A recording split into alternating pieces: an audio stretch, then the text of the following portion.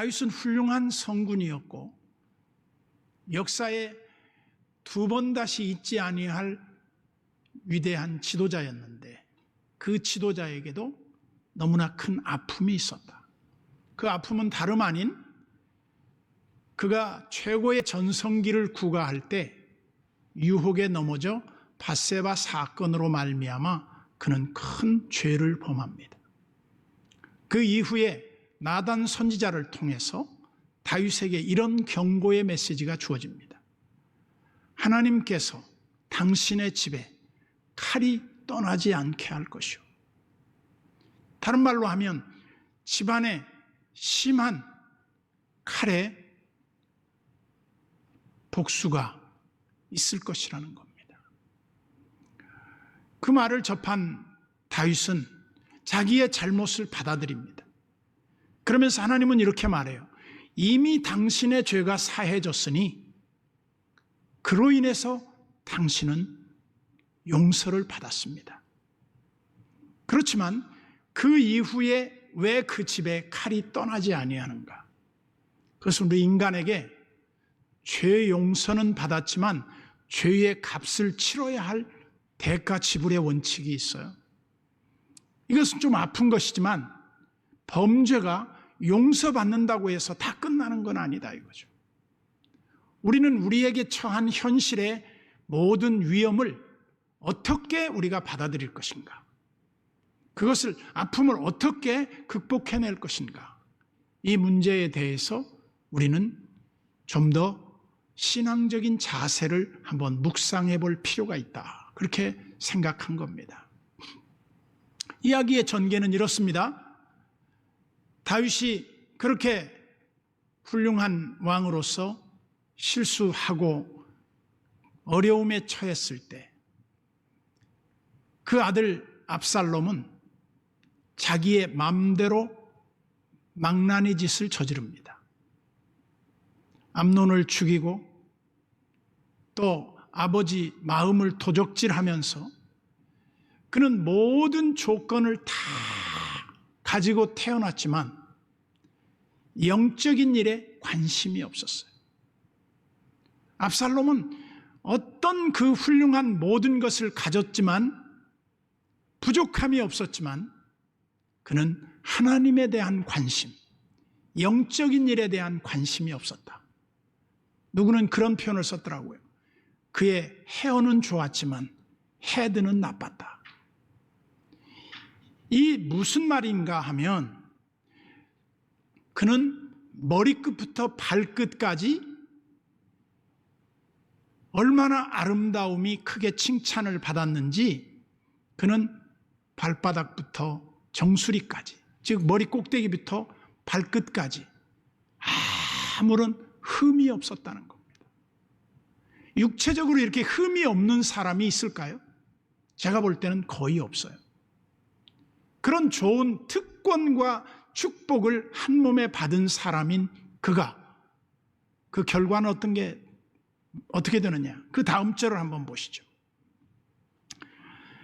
그의 머리털이 무거움으로 연말마다 깎았으며 그의 머리털을 깎을 때에 그것을 달아본 즉 그의 머리털이 왕의 저울로 200세겔이었다. 200세겔이 얼마일진 모르지만 굉장히 머리를 깎은 무게로 봐서는 아마 엄청난 무게였을 것이라고 짐작이 돼요. 일반적으로 이런 머리를 가진 사람이 별로 없다 이 말이에요. 그런 아름다움을 가진 그가 삶의 자세는 보면 너무나도 우리를 실망시켰다. 그 중에 하나가 아버지를 대적한 겁니다.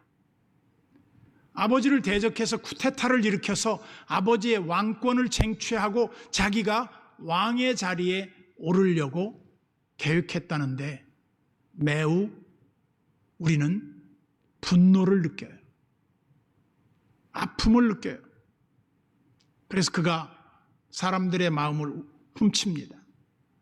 예를 들면 다윗 왕에게 가서 억울함을 호소하기 위해 가는 사람들을 붙잡고 왕에게 가봐야 당신의 문제를 해결해 줄 수 없으니 저한테 말하시오. 그리고 그의 억울함을 풀어줍니다. 사람들이 다 압살롬에게로 마음이 옮겨갔다는 거예요. 아버지보다 아들이 더 낫다는 생각을 갖게 했겠죠. 그리고 나서 그를 추종하는 세력들을 모집합니다. 그 중에 정말 제갈공명과 같은 아히도벨이라는 사람이 그와 합류합니다. 그리고 다윗에게는 충신들만 남았습니다. 양 진영이 싸움을 했습니다. 전쟁이 치열해졌습니다. 그럼에도 불구하고 다윗은 전쟁에 참여하는 요압과 그의 휘하에 있는 사람들에게 이렇게 당부를 합니다. 여러분, 전쟁에 나가서 내 아들 압살롬을 정말 위험한 지경에 만나더라도 그를 좀 너그럽게 대해 주시오. 즉, 자식이 잘못했는데 그 애비가 자식을 물리치고 죽였다고 한들 그것이 승리가 되겠습니까? 아버지를 이겼다고 해서 그것이 승리가 되겠습니까? 참 어리석은 전쟁의 한 단면을 우리가 보게 됩니다. 그러면서 이 다윗의 군대와 압살롬의 군대가 충돌을 하는데 공교롭게도 숲속에서 압살롬이 탄 노새가 상수리나무를 지나가면서 그 아름답던 머리가 상수리나무에 엉켜붙고 말았어요. 뗄래야 뗄 수가 없어요. 대롱대롱 달려있는 그를 본 요압의 군대 한 신하가 그를 죽이지 않습니다. 그러면서 요압에게 이렇게 말하죠. 요압 장군님, 지금 압살롬이 상수리나무에 달려 있습니다. 그거 어떻게 됐느냐? 그를 왕의 아들을 차마 죽일 수 없고 왕의 말이 우리에게 부탁한 말이 생각이 나서 저는 그를 죽일 수 없었습니다. 무슨 소리 하고 있는 거야? 그 원수를 죽여야지. 그리고 창 셋을 가지고 가서 요압이 그 달려있는 압살롬을 심장을 찔러서 죽여버립니다. 비극입니다. 어떻게 보면 셰익스피어의 4대 왕의 비극 못지않은 비극이에요. 왕권 찬탈을 위한 집요한 인간의 그 권모술수와 비열한 인간의 수단 방법을 가리지 않는 이러한 모습들은 우리가 극복해야 할 과제임에 틀림이 없어요. 그런데 이 압살롬이 죽은 이후에 그 소식을 전하는 두 사람이 나타납니다. 하나는 구스라고 하는 사람이 있고 하나는 사독의 아들 아히마아스라고 하는 사람이 있습니다. 그 죽은 소식을 접한 아히마아스가 요압에게 당부합니다. 저를 모쪼록 좀 보내주셔서 왕에게 이 슬픈 소식을 전하게 해 주십시오. 그랬더니 요압이 뭐라고 말하냐면, 야, 너는 맨날 좋은 소식을 전하는 사람인데 무슨 나쁜 소식을 네가 전하려고 하냐. 너 가지 마. 그리고 구스 네가 가. 여기 구스라는 말은 검다는 뜻이거든요. 흑인이 이제 전령으로 막 뛰어갔을 겁니다. 이 전쟁 상황을 알리기 위해서 말이죠. 뛰어갔는데 그래도 아히마아스가 제발 저를 좀 보내게 해 주십시오. 저를 좀 보내주십시오. 네가 갈 일이 뭐냐? 근데 그 아히마아스의 충정을 우리가 이해할 줄 알아야 돼요. 저는 불과 몇 초 내지는 몇 분 차인데 아히마아스가 왜 자기를 그렇게 보내달라고 했을까? 저는 거기를 묵상해 봤어요. 그건 뭐냐? 슬픈 소식을 접하는 왕의 마음을 어떻게든지 완화시키고자 하는 그의 충정이 느껴졌기 때문이에요. 보세요. 아히마아스가 왕에게 가서 전하는 내용과 구스가 내용을 전하는 내용은 상황이 비슷합니다. 마치 우리가 옛날에 군대가 있는데 군대 간 아들에게 아버지나 자기 부모가 돌아가셨을 때 관보가 와요. 관보는 뭐라고 오느냐면 이렇게 옵니다. 당신의 부모가 죽었습니다. 속히 귀가하시오. 이렇게 보내는 관보는 없어요. 그 아들에게 보낼 때 아버지가 매우 유독하오니 속히 귀가하시기 바랍니다. 이미 아버지는 돌아가셨어요. 근데 왜 유독하니까 빨리 돌아오라 그럽니까? 충격 완화를 위해서 그렇게 하는 거예요. 그래서 이제 막 아히마아스가 뒤에 출발했지만 압살롬을 젖히고 더 빨리 달려갑니다. 그때 소위 망루에서 전면을 살피던 한 사람이 왕에게 이렇게 말합니다. 왕이여, 지금 한 사람이 달려오고 있습니다. 한 사람이면 분명히 소식을 가져올 거다. 누구인가 좀 봐라. 달려오는 폼이 아히마아스 같습니다. 그래. 아히마아스는 항상 좋은 소식을 가져오는 사람이지. 그에게는 좋은 소식이 있을 것이다. 기다려보자. 그가 도착했습니다. 왕이여, 만세수를 하옵소서. 그래, 어찌 됐느냐?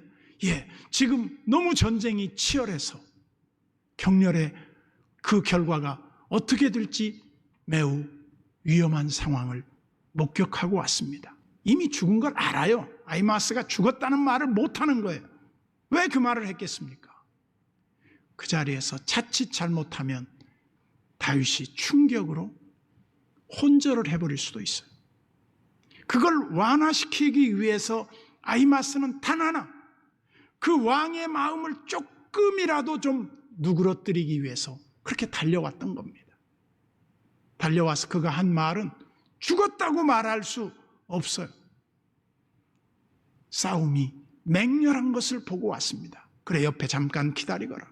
그 사이에 구스가 도착했습니다. 왕이여, 기뻐하십시오. 어찌 됐느냐? 압살롬 왕의 대적이 죽었사옵니다. 그때 압살롬은 죽었지만 아버지의 마음은 찢어지는 거예요. 그래서 다윗이 내 아들 압살롬아, 압살롬 내 아들아, 내가 죽었어야 하는데 네가 죽다니. 그러면서 성루로 올라갑니다. 너무 슬픔을 달랠 길이 없어서 너무 힘든 시간을 맞는 다윗의 그 심정을 우리가 한번 공유해 보는 거예요. 그때 전쟁을 끝내고 돌아온 요압과 그 병사들은 이 전쟁이 승전도 아니고 패전도 아니고 이겼지만 이긴 전쟁이 아니에요. 아버지에게는 초상집이고 아들에게는 패배고 그 아버지와 함께한 군대들에게는 왕의 총애를 받는 아들이 이렇게 우리에 의해서 처참하게 죽임당했다는 사실이 너무나 아팠던 겁니다. 그러면서 병사들이 어떻게 해요? 다 고개를 들지 못하고 마치 죄인된 심정으로 구부리고 허리를 수그리고 고개를 떨군 채 그 다윗의 통치하는 영역으로 들어왔겠죠. 그때 왕은 더 이상 할 말을 잃어버렸어요. 그래서 성루에서 깊이 고민하고 있을 때 요압이 찾아와서 이렇게 말합니다. 저는 요압이라면 이렇게 말했겠어요. 왕이여, 저희의 실수로 말미암아 저희가 전쟁만 이기고 그 쿠데타 소속한 놈들을 전부 다 멸절했음에도 왕의 아들을 살리지 못한 점 너그러이 용서해 주십시오. 얼마나 상심하셨습니까? 이런 정도의 위안을 하고 뭔가 예의를 갖췄어야 하는데 요압이 와서 뭐라고 말하는 줄 압니까? 왕이여, 우리가 다 죽고 압살롬이 살았더라면 좋았을 뻔했습니다. 승리한 우리를 부끄럽게 하시는 왕은 저녁 때까지 왕의 자리에 앉지 아니하면 우리는 다 왕을 떠날 것입니다. 얼마나 다윗의 마음에 못을 박는 말이겠습니까? 저는 그렇게 봐요. 세상에도 두 종류의 사람이 있어요. 아픈 사람의 마음을 진심으로 이해하고 그를 위로해 주는 사람이 있는가 하면, 아픈 사람의 마음을 더욱더 가슴을 찢어놓는 사람들이 있어요. 우리가 인간관계에서 제일 중요한 게 뭘까요? 사람은 어려울 때 함께 할 줄 아는 사람이 진짜 친구라는 말이 있어요. 좋은 그러한 사람들과 함께하는 사람들은 어려울 때 그 사람 편에서 더 위로가 되고 더 어려움을 함께 할 수 있는 그런 마음의 자세가 얼마나 큰 위로가 되고 힘이 될까? 저는 사실 괜찮아요. 툴툴 털고 일어났어요. 왜? 나 재수생 또 떨어졌어. 크게 문제될 거 없어. 너 여기 기웃거리지 말고 목회나 잘해. 하나님이 이렇게 말씀하시는 것처럼 들려지기도 했어요. 그러면서 저는 이런 생각을 해본 겁니다. 우리 성도들이 기도한 것은 어떻게 된 것인가? 하나님은 왜 성도들의 그런 간절한 기도와 성원을 외면하셨을까? 성도들이 얼마나 아팠을까? 그 생중계를 보라고 그래서 다 유튜브로 보신 분들이 꽤 될 텐데, 그들이 내가 떨어진 것보다 더 아픈 마음으로 이 일을 받아들이기가 쉽지 않았을 것이다. 근데 내가 배잔병처럼 돌아와서 여러분들한테 죽을 지경입니다 이렇게 말할 수는 없다는 거죠. 전 괜찮다. 진짜로 괜찮다. 허허 웃고 말았어요. 왜? 인생은 어차피 양지와 음지는 바뀌는 것이고 갑과 을은 항상 바뀌게 돼 있는 것이다. 어떻게 될지 아무도 몰라요. 우리의 미래 그 다음은 어떻게 될지 몰라요. 왜? 로마서 8장 28절에 보면 모든 것을 합력하여 선을 이루시는 하나님이에요. 우리가 알거니와 하나님을 사랑하는 자 곧 그의 뜻대로 부르심을 입은 자들에게는 모든 것이 합력해서 선을 이룬다. 그렇습니다. 우리의 성공만이 선을 이루는 게 아니라 실패도 성공을 이루는데 귀한 밑거름이 돼요. 저는 인간을 성숙케 하는 가장 좋은 도구가 뭘까? 그것은 바로 아픔이라는 거예요. 아픈 만큼 성숙하고 그 사람의 소위 역량의 그릇이 커진다고 믿어요. 아무것도 아픔을 겪지 않은 사람은 압살롬과 같은 사람이에요. 그러나 진정으로 아픔을 겪어본 사람은 그 내면 세계가 커요. 우리가 흔히 성장통이라는 말이 있습니다. 크기 위해서는 반드시 아파야 돼요. 우리가 이 백신 효과라는 말도 있어요. 건강을 유지하기 위해서는 아파야 돼요. 아픔이 뭐예요? 우리로 하여금 강하게 만드는 거예요. 위기를 극복할 수 있는 힘을 길러주는 것이라는 거죠. 저는 이 다윗에게 있어서 압살롬의 죽음은 다윗을 더 강하게 만들었을 거라고 봐요. 다윗은 이렇게 고백합니다. 하나님이여 어찌하여 이렇게 내 대적이 이 원수가 이리도 많습니까?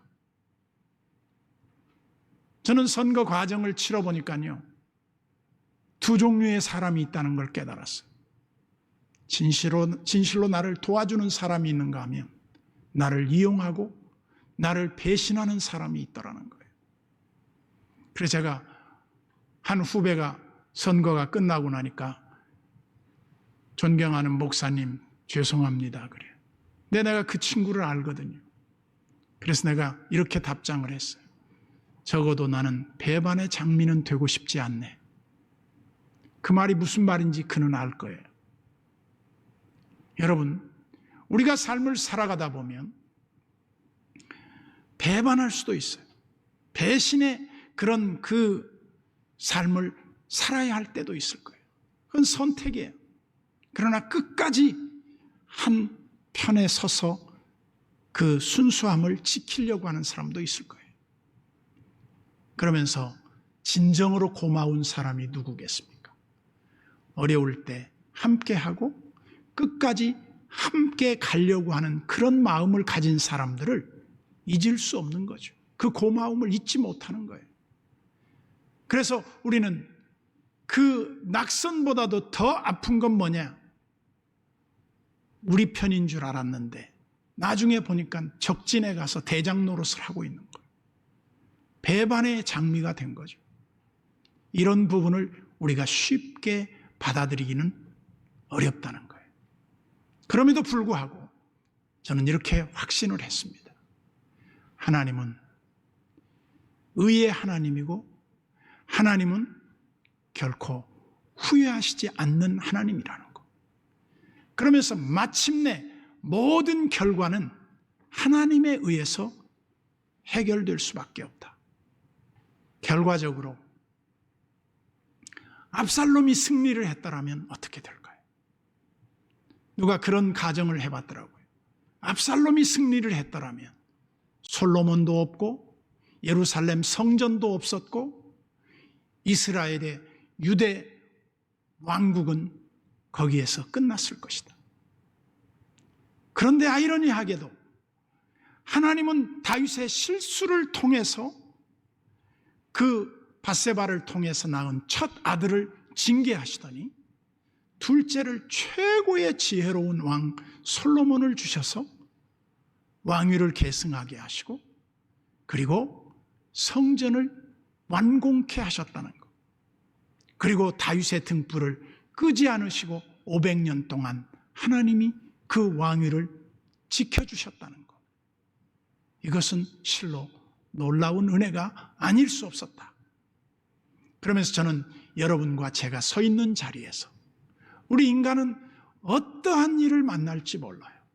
인생에 있어서 내가 기대하지 않고 내가 원하지 않는 방향으로 내 삶이 정말 잘못 흘러가는 것처럼 보일 때도 있을 거라는 겁니다. 그때 우리는 푸시킨의 시가 생각이 납니다. 세월이 그대를 속이더라도 슬퍼하거나 노하지 마시고 그걸 받아들이라는 거예요. 받아들이면서 어떻게 해야 됩니까? 강해지세요. 그걸 극복하세요. 그 모든 어려움을 뛰어넘어서 하나님이 원하시고 하나님이 우리를 사용하시기 원하는 대로 우리가 사용되면 된다는 겁니다. 하나님은 여러분들을 사랑하시며 함께 하시며 여러분들을 더욱 강한 팔로 붙들어 주실 줄로 믿습니다. 우리 교회에도 이런 은혜를 주어 주시기를 주님의 이름으로 축원합니다.